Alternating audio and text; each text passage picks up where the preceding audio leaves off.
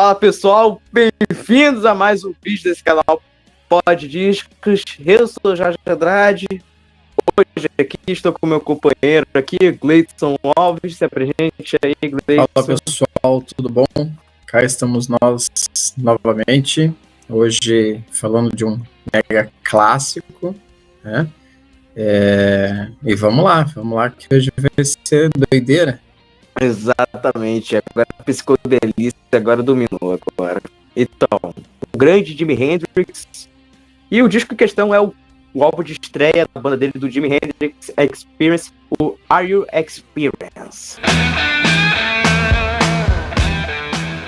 Pergunta pra você, Gleison, qual que é a sua relação com o Jimi Hendrix e com esse disco especificamente? Cara, eu conheci Jimi Hendrix por conta de Hey Joe, né? Acho que boa parte, acredito que boa parte do pessoal tenha conhecido Hey Joe. Não, eu demorei muito tempo para ter contato mesmo com as músicas do Jimi Hendrix. Eu via alguma coisa em rádio, mas assim, digamos, os sucessos que tocava em rádio. E fui começar a procurar um bom tempo depois. Para ser bem sincero, assim, que eu me lembre, em 2008, 2009, eu peguei uma biografia, contava a história do Jimi Hendrix, e aí lendo ela foi que eu comecei a mergulhar mais nesse universo, né? Ouvia esporadicamente, comecei a ouvir mais a partir da biografia, eu entendi um pouquinho melhor o que aconteceu e tudo mais, e aí fui buscando, né? Hoje eu tenho praticamente toda a discografia dele de discos que foram lançados durante a vida e pós-morte, né? Tanto com a Experience quanto com a Band of Gypsys, né? E aí eu tive a oportunidade em 2015 de visitar uma exposição que teve em São Paulo, né? Até trouxe aqui o material para mostrar. Teve a Samsung Rock Exhibition, Here My Train Are Coming, Hendrix Hits London. Eu trouxe aqui o ingresso, né, um folderzinho lá de divulgação que tinha, e a gente recebia lá um livreto, né, que ele vai abrindo e vai contando a história do Hendrix e da exposição. Tem algumas fotos. E foi um mergulho, né? Ela vira um posterzão, porque tinha muita coisa legal, tinha jaquetas, roupas que ele usou, modelos de guitarra, tinha uma exposição com discos que ele gostava. Então, assim, foi uma experiência bem bacana, e aí eu comecei a curtir cada vez mais. Não era bem o estilo que eu costumava ouvir quando eu conheci o Hendrix, não era bem esse tipo, né? Porque o Hendrix ele tem um som muito peculiar por conta do lado virtuoso dele como guitarrista, mas cada vez eu fui gostando mais, e é um cara que vira e mexe eu escuto, e eu vou pegando fases distintas, né? Não necessariamente só a fase clássica, eu vou pegando coisas do pós, né, que foi lançado. Eu gosto pra caramba, cara. Eu viajo assim, sem precisar de entorpecentes. Exatamente. Mas assim, cara, minha relação com o Hendrix, vou te dizer, cara, não sei muito bem o que dizer, cara, porque assim, eu lembro de ter ouvido o nome dele já algumas vezes, claro, enfim, ele mexe realmente, você acaba escutando o nome dele por ter sido um nome tão conhecido, assim como o próprio Ed Van Halen, nesse caso, enfim. Um artista que eu também adoro, um dos maiores guitarristas já que existiu, né? Infelizmente faleceu cedo, que era do clube dos 27. Né? Mas falando da ficha técnica do álbum, o Are You Experience é o álbum de estreia da banda Jimi Hendrix Experience, né? Lançado em 12 de maio de 1967 pela Polydor, gravado entre 23 de outubro de 1966 até 4 de abril de 1967 nos estúdios Delaney Lea, CBS Studios e Olympic, todos esses em Londres. E produzido por Charles Chandler, um ex-baixista do The Animals, né? Que, digamos assim, ele já tava cansando um pouco da música, já querendo ganhar dinheiro com um empresário, nesse caso. E assim ele começou a recrutar os membros para a banda do Jimi Hendrix, que um deles é o Mitch Mitchell, né, que era o baterista, e também o Noel Redding, que era guitarrista, mas aí, pagando bem, o cara virava baixista, entendeu? Numa banda com Jimi Hendrix como guitarrista, não dá pra você não aceitar ser baixista, né? Você não tem opção. Exatamente. Aí eles começaram a fazer alguns shows ali que inclusive a ideia era de montar um trio estilo Cream mesmo, tanto que por isso que a banda é um trio até nesse caso. E que tem a história engraçada do Eric Clapton, que quando eles fizeram algumas das apresentações que o Jimi Hendrix fez junto com o Cream, o Hendrix já começou a tocar aquela guitarra assim, de costa, assim, botando a língua e tal, e que o próprio Clapton fala que aquele dia mudou a vida dele completamente. E já na apresentação seguinte do Jimi Hendrix Experience, os caras tinham Eric Clapton, John Lennon, Paul McCartney, Mick Jagger, Brian Jones, Pete Townshend e Jeff Beck na plateia. Vale acrescentar aqui o seguinte, diz que o Chess Chandler, quando ele chamou o Hendrix para ir para Inglaterra, ele falou assim, venha para Inglaterra, que aqui você vai ter mais chances, a gente vai poder te produzir, você tem mais chances de ter sucesso, né? Ele falou só, eu vou, mas tem uma condição, eu quero que você me apresente os deuses guitarristas, que eram Jeff Beck e Eric Clapton. Ele era muito fã dos caras. Tanto que na coleção do Hendrix, lá na exposição aparecia, um dos discos da coleção dele era o disco do Cream. Ele era realmente muito fã, ele queria muito conhecer o Eric Clapton. E aí, claro, né, como todo fã, você deslumbra, ele quis fazer alguma coisa para chamar a atenção do Eric, não tem como não fazer isso, né? Falando até desse lance, que Pete Townshend foi no show do Jimi Hendrix e não é à toa que o empresário The Who, né, que era o Keith Lambert e Chris Stamp, que era da gravadora da Track, né, que na verdade já teve uma vez que teve um contrato recusado pela Decca Records. A Decca, no caso, que era a gravadora dos Stones, vai lembrar isso. E aí teve essa gravadora que era dos empresários The Who, que já queria que o Hendrix gravava alguns singles ali. Essa gravadora que, inclusive, ele gravou algumas músicas ali. E depois começar já a gravação já do primeiro álbum, né, a primeira gravação, né, da banda ali. E então o álbum ele foi lançado no Reino Unido em 12 de maio de 1967, teve uma versão diferente, né, das capas ali, mas eu falo melhor daqui para frente. Ele passou 33 semanas nas paradas britânicas, chegando ao número 2, e o álbum foi lançado nos Estados Unidos em 23 de agosto pela Reprise Records. O álbum também passou 70 semanas na parada Billboard Hot R&B LPs nos Estados Unidos, aonde chegou ao número 10.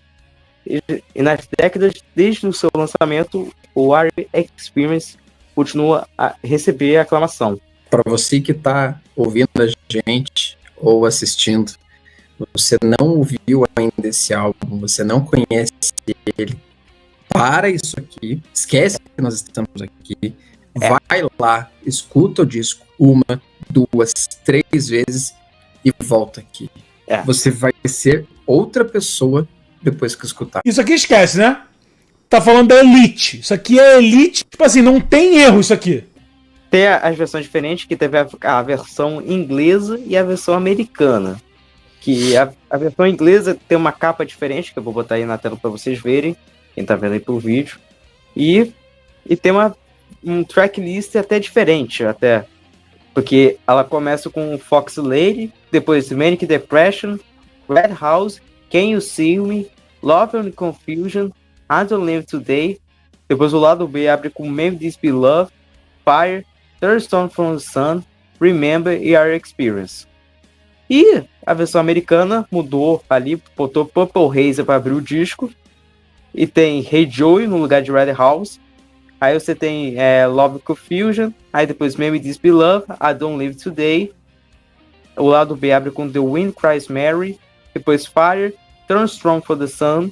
E Fox Lady e Our Experience. Ou seja, essa versão que depois foi lançada uma versão em CD que era basicamente a versão americana junto com essas músicas, né, que estavam na versão inglesa ali, né, também. E assim, apesar que olha que algumas delas, a Purple Haze, a Hey Joe, por exemplo, e a Winnie Price Mary foram sucessos até no Reino Unido, curiosamente isso. Mas a capa americana ter sido desse jeito porque o Hendrix, ele não curtiu a capa como ela foi na versão da Inglaterra e solicitou ao fotógrafo Carl Ferris que criasse uma capa mais psicodélica no lançamento dos Estados Unidos.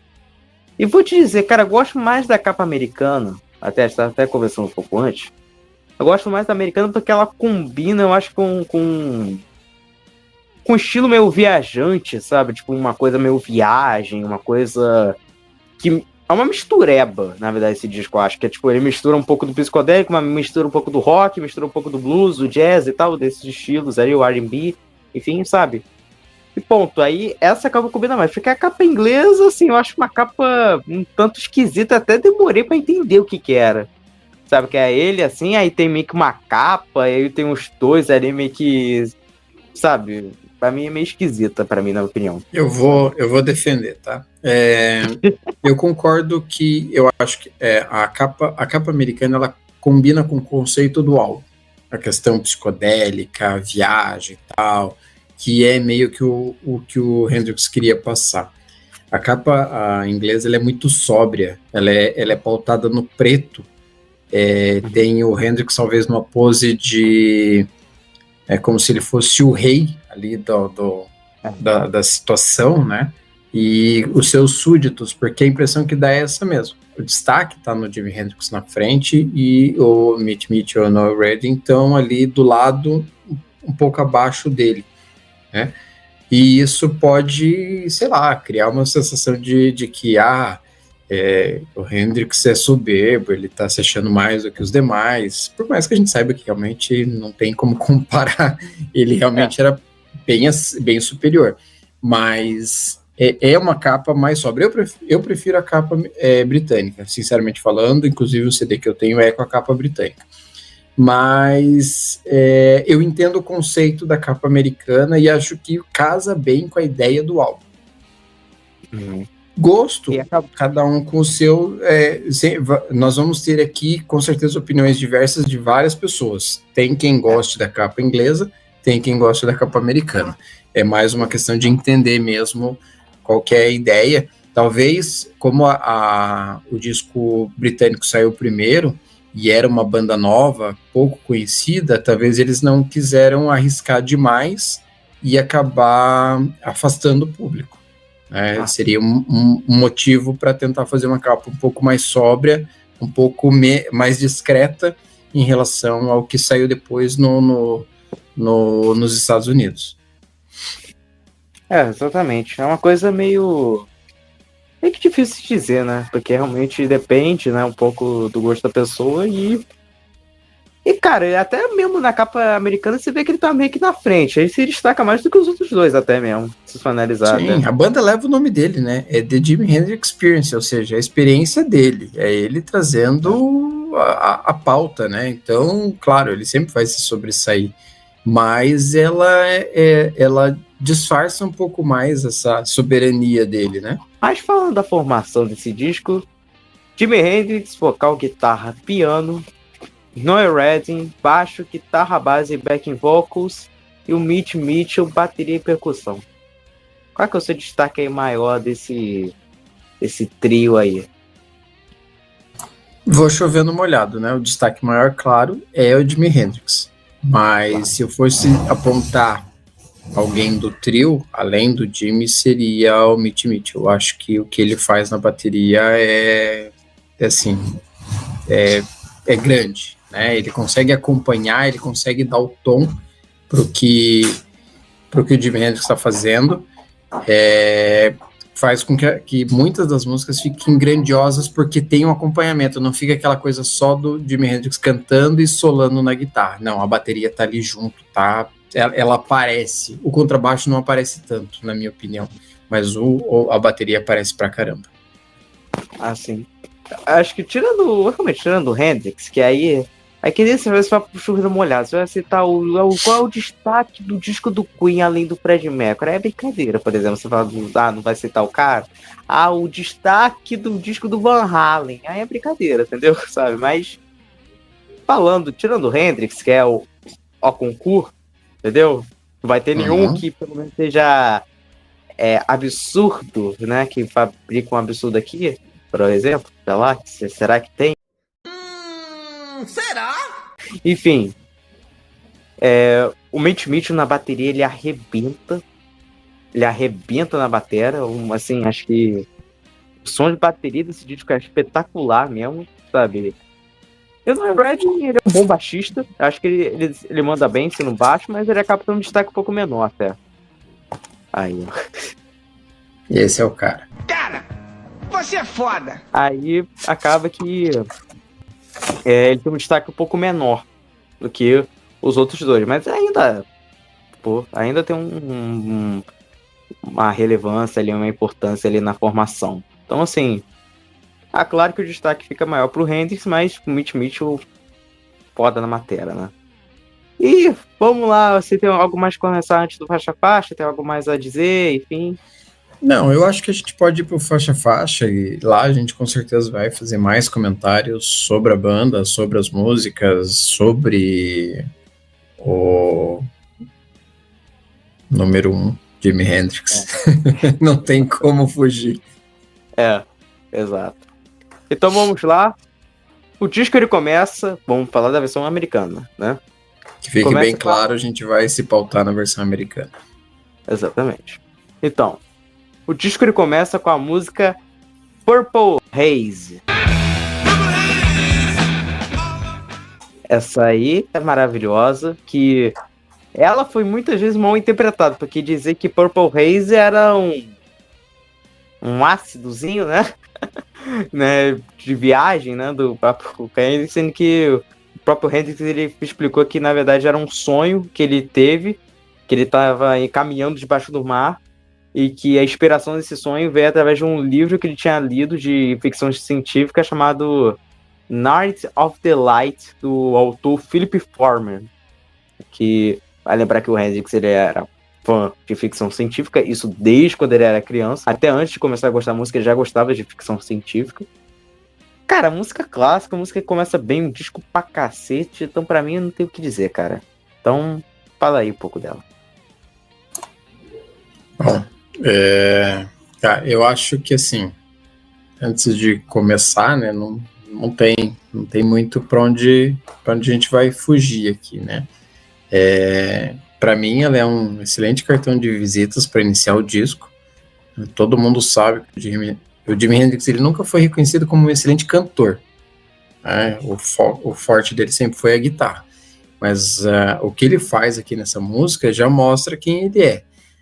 E mesmo não sendo um grande cantor, as músicas soam muito bem na voz dele. Por quê? Porque encaixa, porque eles fazem com que a composição flua pro vocal dele, flua para a forma como ele canta, flua para que ele tenha capacidade de poder cantar e tocar guitarra. Né? Ele não tenta inventar aqui de ir muito longe, ele tenta ficar numa posição confortável para que ele possa realmente cantar, mas com o foco principal na guitarra.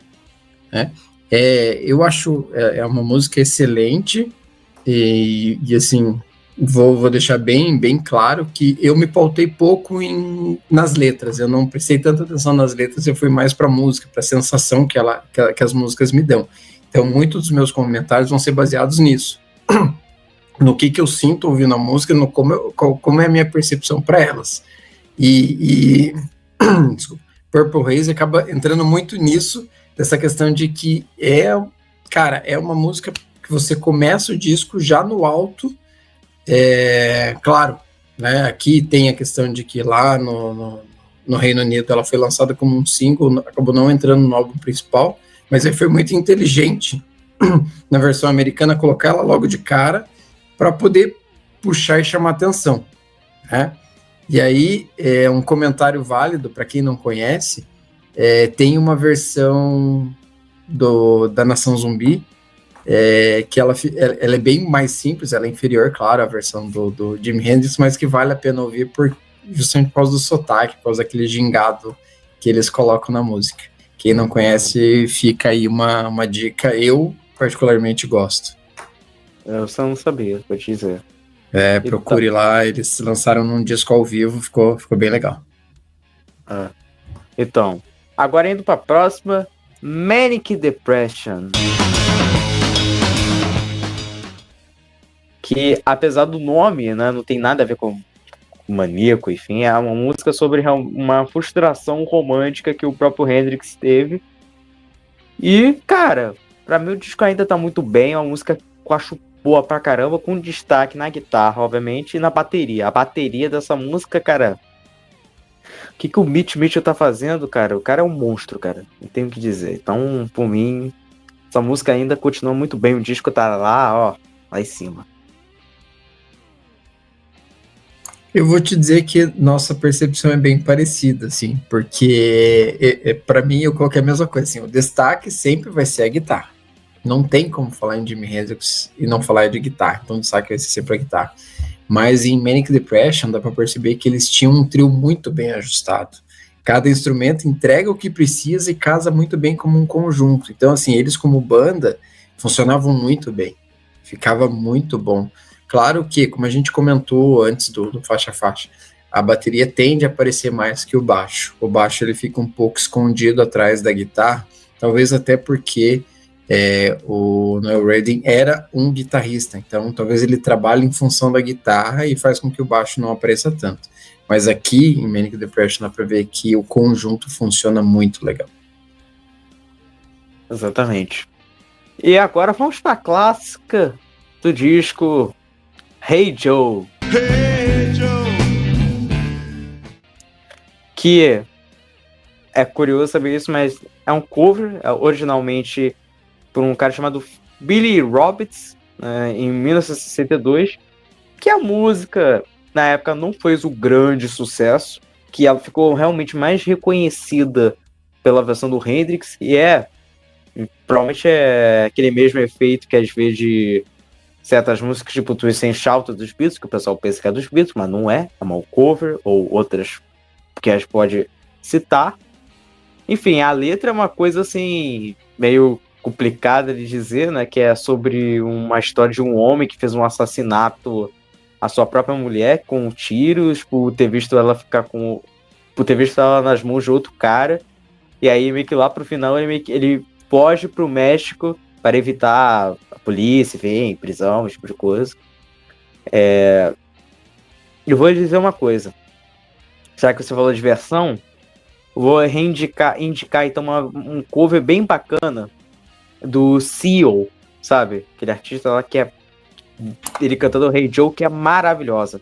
O Seal que é um grande fã do Hendrix, então foi muito legal a versão dele, inclusive. Eu recomendo quem escutar essa versão. E, cara, a música é maravilhosa, é um clássico, não só do Hendrix, mas do rock, assim, no geral.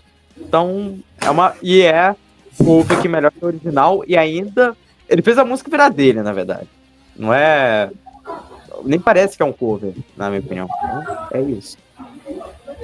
Bom, primeiro que assim, como você falou, né, ela é um dos grandes clássicos até hoje, né? Já que a gente falou em cover, em versão, tem também a versão do Rapa, né? Que eles cantam em português. E eu confesso que eu ouvi muito mais a versão do Rapa do que a versão do Jimi Hendrix. Porque na época ela tocou muito, muito, muito, e era uma época que eu ouvia muito essas bandas que estavam tocando, que era o Rapa, Charlie Brown Jr., Raimundos, então tocava demais. Mas aí a gente, assim, fazendo um comparativo, e longe de querer colocar melhor ou pior, eu acredito que Jimi Hendrix sempre vai prevalecer, e mesmo tendo feito um cover de uma música que praticamente ficou com a identidade dele, né? O que eu percebo assim, que essa versão do Hendrix, ela tem menos elementos se comparado com a versão do Rapa. O Rapa coloca coisas mais, um pouco mais de brasilidade na música, né? Mas mesmo assim não tira o poder que essa versão do Hendrix tem, né? Ela é forte, ela tem um estilo próprio, e aí até me corrijam se eu estiver errado, mas eu acho que ela puxa muito mais para um blues cadenciado do que o que normalmente o Hendrix fez em outras músicas, como a gente viu ali em Purple Haze ou Manic Depression, por exemplo. Por aí mesmo. E agora, indo para a próxima, Love or Confusion. Que o próprio título diz ali mais ou menos que se fala a letra, que é tipo o próprio Hendrix questionando se realmente ama a garota ou se tudo não passa de um delírio, ou seja, por isso, né, um amor ou confusão, enfim, né, esse tipo de coisa, né, uma parada maluca ali. Cara, eu gosto dessa é mais psicodélica, até acho, vou dizer uma polêmica, com alguns ajustes maiores ali. Me lembra um pouco uma fase meio Beatles psicodélica. Um pouquinho, me lembrou uma pitadinha. Não é que é parecido, mas lembra um pouco ali. Só que... Fazer Revolver, talvez? Revolver. Sabe aquela Rain, que é música de single? Sabe, que era lá do B de Paperback Writer? Me lembra um pouco essa vibe, entendeu? Uma vibe meio Revolver, pré-Sgt. Peppers ainda. Uma coisa mais ou menos isso. Eu vou viajar um pouquinho mais, então. Então.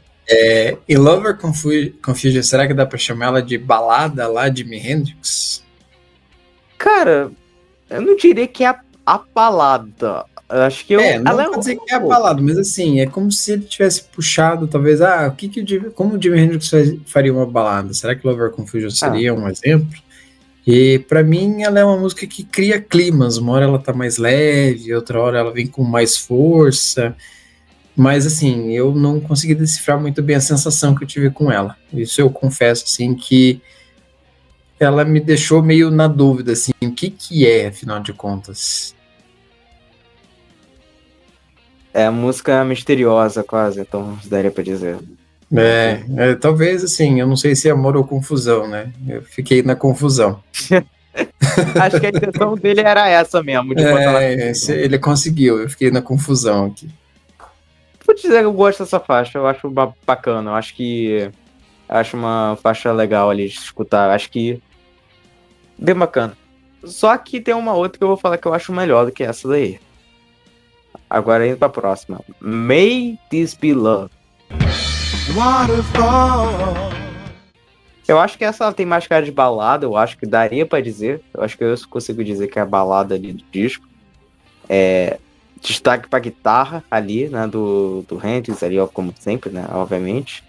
Cara, acho essa música maravilhosa, maravilhosa.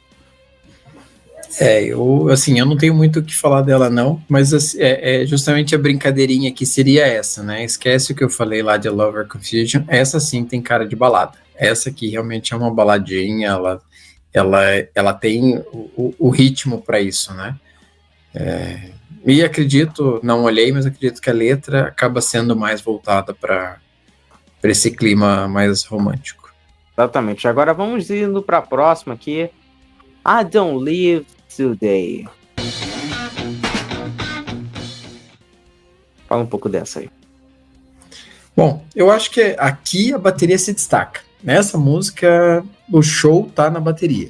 Né? O Mitch Mitchell tá ali o tempo todo, ele acelera, ele desacelera, ele coloca coisas, ele tira coisas, ele acompanha a guitarra, ele se sobressai, ele faz camada pro Hendrix aparecer. Para mim aqui tá demais. Essa música eu ouvi 3 vezes e as 3 vezes eu só consegui prestar atenção na bateria. O resto meio que sumiu para mim. Então, cara, meu destaque. Meu destaque aqui é Mitch Mitchell, é a bateria. Cara, é por isso que eu falo, cara, essa aí me lembra mais uma... Realmente, eu não prestei tanta atenção nela, tipo, vocalmente, assim, na parte vocal, ela parece mais uma instrumental, assim, foda, que botaram ele cantando ali, entendeu? Mas, tipo, a bateria realmente a estrela dessa música aqui. Realmente ele tá absurdamente com aquelas viradas ali, então nem dá pra dizer muito, cara. O cara era realmente maravilhoso. E junto com a guitarra, obviamente, que aí... Então, pra mim, essa música pra mim é uma grande instrumental, entendeu? No geral, como um todo, pra mim é uma instrumental do que uma música em si, entendeu? Eu vou dizer que pra mim instrumental é uma outra, mais pra frente eu falo. Aqui, eu não toquei no assunto guitarra porque, como a gente disse, é chover no molhado, mas aqui o destaque tá na bateria, de fato. Então, vamos aqui pra próxima. The Wind Cries May. Essa acho que daria pra dizer que é uma outra balada, eu acho, né? Acho que daria pra dizer também. Acho que essa aí, né, que conta a história de um término de uma relação entre um rapaz e uma moça, que o vento da música, como é citado ali no título, é uma metáfora desse amor. Tipo, no começo o vento, ele é tratado como um sussurro que traz alegria, felicidade, muitas coisas assim. E depois esse vento fica gritando, mostrando que esse amor, aquele amor havia terminado, ou seja, foi separado, enfim. Acho essa música muito boa, cara. Eu gosto dessa aí, eu acho melhor do que a anterior, eu acho. Então, assim, acho uma baladinha bem bacana, eu acho. Eu considero ela uma música climática, para relaxar, sabe? A levadinha dela, assim, ele canta mais em tom de como se ele estivesse falando, declamando. Então, é uma música para relaxar. Eu meio que me desconecto ouvindo ela, vou bem longe, sabe? Dou aquela viajada mesmo. Eu acho ela bem gostosa por causa dessa levada.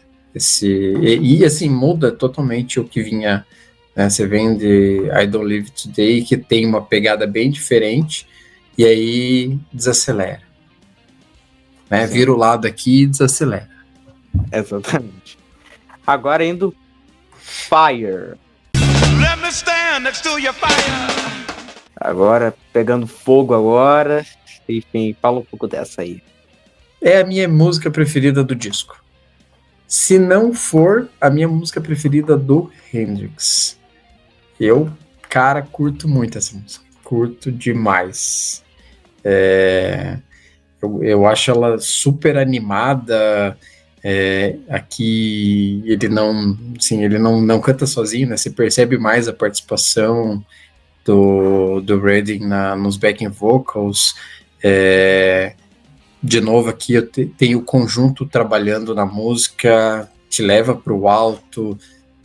Cara, é uma música que eu não consigo ouvir parado. Eu começo a balançar junto no embalo da música. E aqui, para brincar, né, é para pegar fogo mesmo. Exatamente. Essa música é maravilhosa, né? Essa música...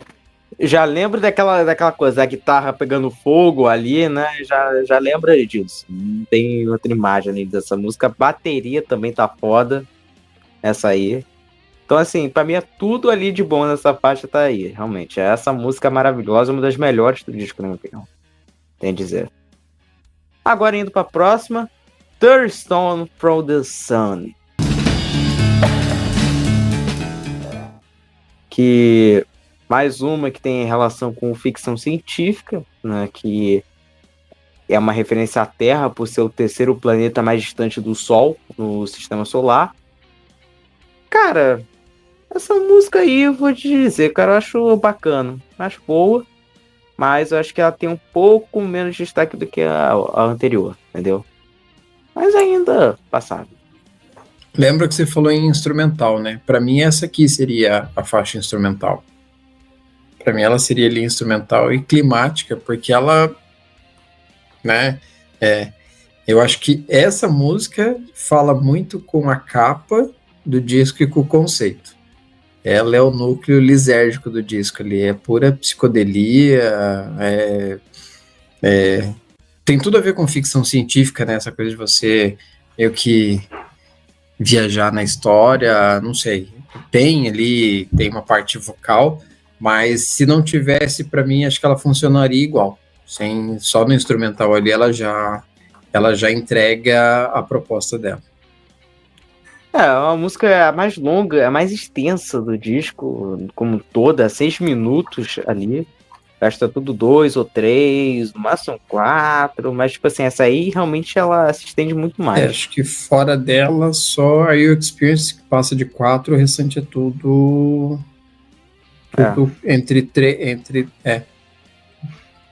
2, a Purple Raze é a menor, e as outras ficam ali entre 3 e 4 minutos. Exatamente. Agora indo para uma das próximas, Foxy Lady. Cara, Foxy Lady é outra música das famosas, né, vamos dizer assim, do disco. Acho que ela entra ali junto com Purple Raze, Hey Joe, The Wind Cries Mary, acho que entra ali no grupo das músicas mais conhecidas. Eu gosto dela porque é outra música que me mostra assim, a capacidade de variações que o Hendrix conseguia fazer dentro da música. Ele não fica só na mesma coisa, né? Ela te faz embalar ali numa viagem com ele, e aí ele vai te levando, sem fim. E como eu falei, né, eu não tô olhando letra aqui, eu tô na sensação que a música me traz. Então, para mim, eu vou nessa e, assim, você não percebe quando ela termina, porque ainda tá ali inebriado com todos aqueles sons que ele cria e ele vai colocando na música. Essa é já minha favorita do disco, já digo. Essa é que eu mais gostei, pra mim é a melhor do disco, de cara. Tem o lance da letra que diz que a letra foi inspirada pela Heather Taylor, que mais tarde se casou com Roger Daltrey, do The Who. Depois o Hendrix comentou mais tarde que não abordava as mulheres de maneira tão direta como sugeria a letra, né? E depois a Little Fanny Pridecon, se é assim que se fala, né? Então, parece nome de Pokémon, né? Pridecon, né? Assim, né? Pô. Enfim, que era namorado do Hendrix em meados da década de 60. Também foi sugerido como uma das inspirações para a música. Enfim, nunca saberemos. Mas, enfim. Cara, essa aí é maravilhosa, na minha opinião. Acho uma música muito boa. E, pra mim, como eu falei, é minha favorita do disco. Se é minha favorita do Hendrix, enfim, não sei o que dizer. Então, mas agora vamos finalizar o disco agora com a faixa título Are You Experience?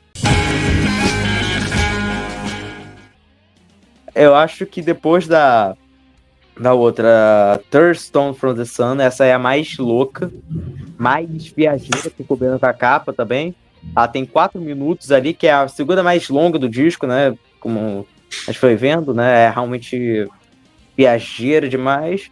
E acho que finaliza bem o disco, na minha opinião. Acho que é um disco que finaliza bem ali, na minha opinião. É uma música de final bacana, pra minha opinião. Pode ver que o que dá o tono que a gente falou foi a palavra viagem, né? É tudo uma viagem aqui. Você entra numa viagem e vai embora, cara. E assim, depois que você vem de Foxy Lady, que tem um outro ritmo, o legal de Are You Experience é que é um climinha para fechar o disco mesmo, né? Você ainda tá ali no final da viagem, como a gente falou. Ela dá uma acalmada, você acompanha os solos ali, vai curtindo a experiência e boa, assim, tipo, cara, legal, é isso. Pô, aqui você já não tá esperando muita virtuose, você não tá esperando que ele vá criar um monte de coisa. Então, você, tô legal aqui, porra, sonzeira, fechou, tô bem, valeu. Sim, você já viajou total na psicodelia dele e, cara, você já fica, sinceramente, você já fica na esperança, assim, que vai vir no próximo álbum. O que esse cara tem para entregar mais, além do que ele já fez aqui? Exatamente. Mas, enfim, depois dessa versão, tem mais aquelas músicas que estão na versão inglesa, né, que é a Stone Free, a 51 Anniversary, Highway Child, né? Chile, né?